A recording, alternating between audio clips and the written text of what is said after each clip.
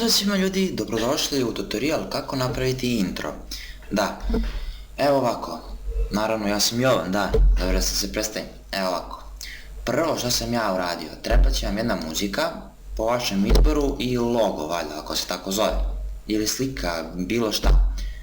Prvo sam ovo spustio ovdje i meni traje 4 sekunde, samo da nađemo, znači to je tu negdje, jeste. Prvo namestio da traje 4 sekunde. Zatim sam išao Media Generators ili Generators kako god i ja sam spustio bar moje Elliptical White to Black i spustio sam ga samo ispod. Šta sam posle uradio? Ovdje naravno ništa nisam dirao i samo sam smanjio da mi traje 4 sekunde također. Zatim sam išao u Project Media, samo da vidimo, išao sam u Project Media i spustio sam muziku dole, tako, i onda kad sam spustio muziku samo sam išao na, kako se zove, Track Motion, evo vidite, i samo sam ovo ovdje, možete povećati, možete smanjiti, ja sam ga samo malo povećao, evo ovako otprilike, to sam ugasio. Sad muziku, pošto meni traje 4 sekunde, ovdje sam isekao, možete viseći svoj deo i tako. Dalje, šta smo dalje radili? Ja sam uzeo i ovdje sam stavio na 1 sekundu, to je otprilike koliko, 30 frame, nisam siguran, po sekundu.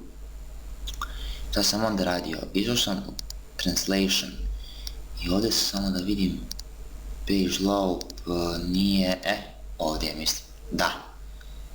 I onda sam našao samo da vidim koje je moje, evo, samo sam ovo prevukao ovdje, ništa naravno nisam dirao, isto tako i sa druge strane, vidite, i opet ništa nisam dirao i dobili smo ovo.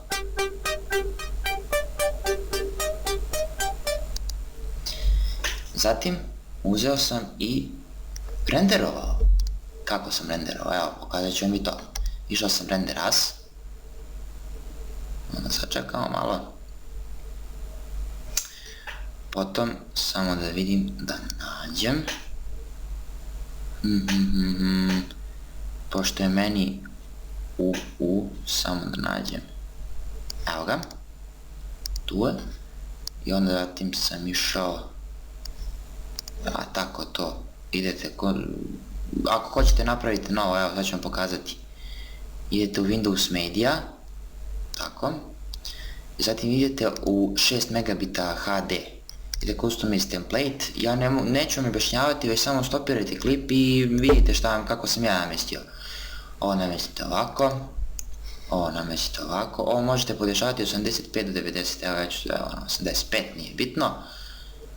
Zatim, kako sam dalje podešavao ja, evo ovako, ako snimate duži klip, onda stavite na 3, od 3 do 6 možete staviti, jer ako stavite veći broj može vam izneti klip i to 4 GB, ako snimate tutorial ili tako nešto, onda stavite slobodno i na više.